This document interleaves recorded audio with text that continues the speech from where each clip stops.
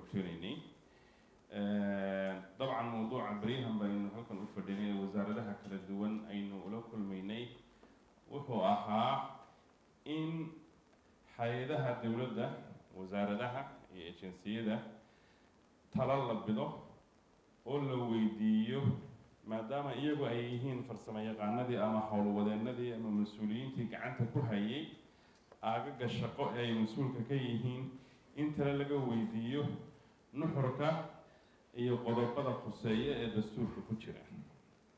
walaalayaal waxaad ogsoon tihiin weygii tegay inaynu la fadhiisanay wasaarada kala duwan wasaaradda caafimaadka biyaha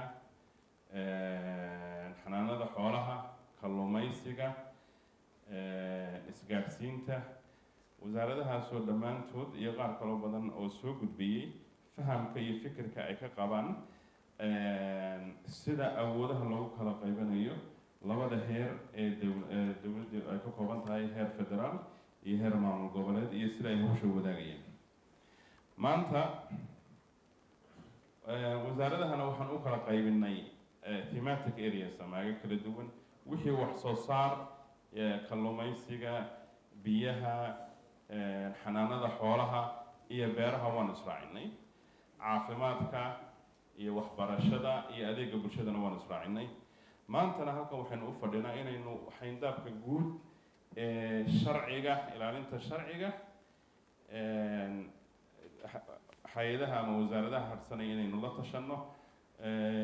ilaalinta sharciga iyo hirgelinta waxa weeye wasaaradda cadaaladda iyo wasaaradda amniga oo laba mawduuc oo waaweyn oo udub dhexaad u ah hannaanka federaaleynta dalka iyo dib u eegista dastuurkaba ka soo shaqeeyey mid waxa weeye federal policing model oo maanta aanu rabno halkan inaanu ku qaadaa dhigno dalka Soomaaliya wuxuu lahaan jiray police unitary ah oo qaybta guud laga maamulo deegaanada dalka oo dhan qayban loo arko hadda maadaama aynu federaal noqonnay modelka aynu qaadanayna federaalka ee 2016 maamul goboleedyada iyo ay isku afgarteen iyo dawladda federaalku sidii loo dhaqan gelin lahaa iyo aragtidoodanu ka dhageysanaynaa waxaa taa barbar socon doonta hannaanka cadaaladda ee federaalka ah oo isna jawhar ay maamul goboleedyada iyo dawladda federaalku kusoo wada heshiiyeen golaha wasiiradana la marsiiyey marka arrintaas aynu maanta halka u fadhinaa waa uga mahad celinaynaa wasaaraduhu sida ay isu xilqaameen ee ay noogala qayb qaateen arrinkan muhiimka ee masiiriga waqtiga anigoo beeqaaminaya waxaan rabaa inaan soo dhaweeyo wasiirka arrimaha gudaha iyo federaalka mudane sabriye oo isna shirkan inoo furo mawduuca la isugu yimid waad ka wada dharagsan tihiin sida wasiirku hadda soo qadimay dalkani markii uu federaalka qaatay ilaa iyo hadda waxaa lagu jiraa hannaan ah federaalkeed mas-uuliyadeed xaggee ka fulaysa guud ahaan dalku hadday tahay dowlad federaala iyo dowlad goboleed mas-uuliyadahood hadday tahay amni hadday tahay cadaalad hadday tahay dhaqaale wax walba waa inay ku fadhiyaan mas-uuliyad la yaqaano meesha ay tahay arrimahaas waxaa lagu saleeyaa wasiirka hadda idinla hadla wasiir saalax iyo inta kaleba lagu shaqeynayaa mas-uuliyaduhu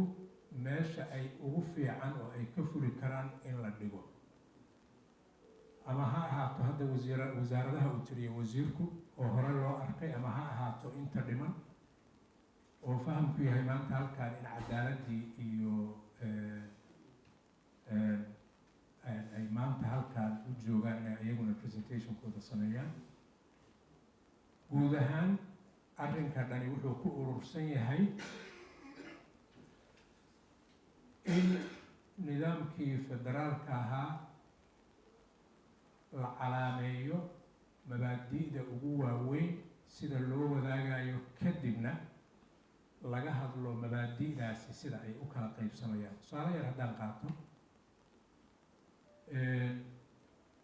maalan waxaan hadda wasiirka hadalkiisa ku jiray waxbarashadii iyo caafimaadkii iyo inay mareen soo saas maaha. waxbarashada waddanka oo hoos imaan doonta nidaamkaas federaalka waxaan ka rabnaa, waxbarashada waxaan u qaadanayaa tusaale keliya, waxaan ka rabnaa in ardayga Soomaaliyeed markuu da-da ama 3 sano ama 4 sano xanaano ku galo ilaa uu jaamacad ka qalin jabiyo uu rabo waxbarashooyin kale inuu sii wato, la rabo in horumar laga sameeyo cilmi baaristii dalkaani u baahnaa, technologygii wax walba, siyaasad ay ku shaqayso iyo fulin siyaasaddaas inay ka fusho ama dowlad federaala mas-uuliyaddeed noqoto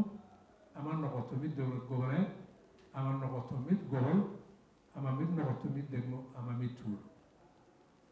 arrimahaas marka maadaama ay ballaaran yihiin sidaas wasaaradda waxbarashada usoo gelayso, wasaaradda arrimaha guduhu usoo gelayso, wasaaradda maaliyadda usoo gelayso, wasaaradda cadaaladda usoo gelayso, hay-ad walba mas-uuliyaddeedii federaal iyadoo ama heer federaal ah ama heer dowlad goboleeda ama heer degaan ah in la calaameeyo. marka arrimahaas waa muhim. dabcan annagu hadda intaan ka qaban karnaa aan ka qaban doonaa, laakiin arrimahaasi waxay ku qormayaan buug furan oo socda oo sanad walba iyo 10kii sano walba iyo 20kii sano walba isbeddel muuqda lagu sameeyo, iyadoo mar walba laga eegayo wixii noo dhignaa oo aan 2020 aqbalnay ama sharci ahaan u aqbalnay ama siyaasad ahaan aan u aqbalnay, isbeddelka ay ku keeni doonto socodka dowladnimadu heer walba in inta dib loo fiiriyo haddana lagu noqdo.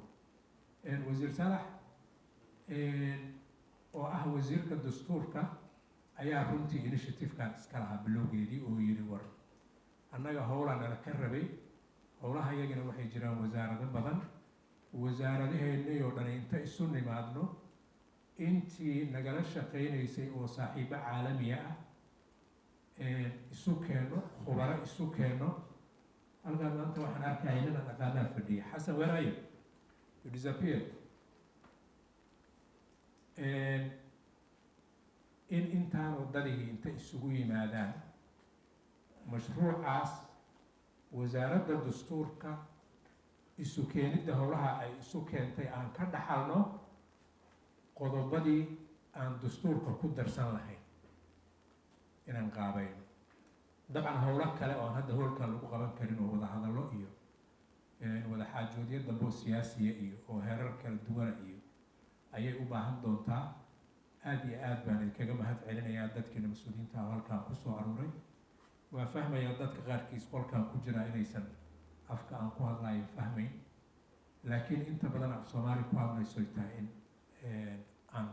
qaato af Soomaali inaan ku hadlo. aad iyo aad aa u mahadsantihiin.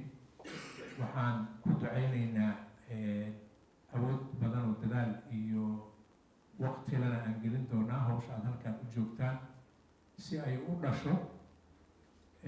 dib u eegista dastuurku inuu helo qodobadii dastuuriga ahaa oo u baahnaa oo ka yimid wasaaradaha iyo hay-adaha dowliga oo dhan, kadibna looga ra'yi qaato lagala tashado dowlad goboleedyada oo dhan, qof walba oo Soomaaliyii cadkiisa kusoo daro si dokumenti loo dhanyahay oo ummadda Soomaaliyeed dadkeeda iyo dalkeeda anfaca. aad iyo aad aa u mahadsantihiin. waxaan idinku bogaadinayaa hawsha aad soo wadeen,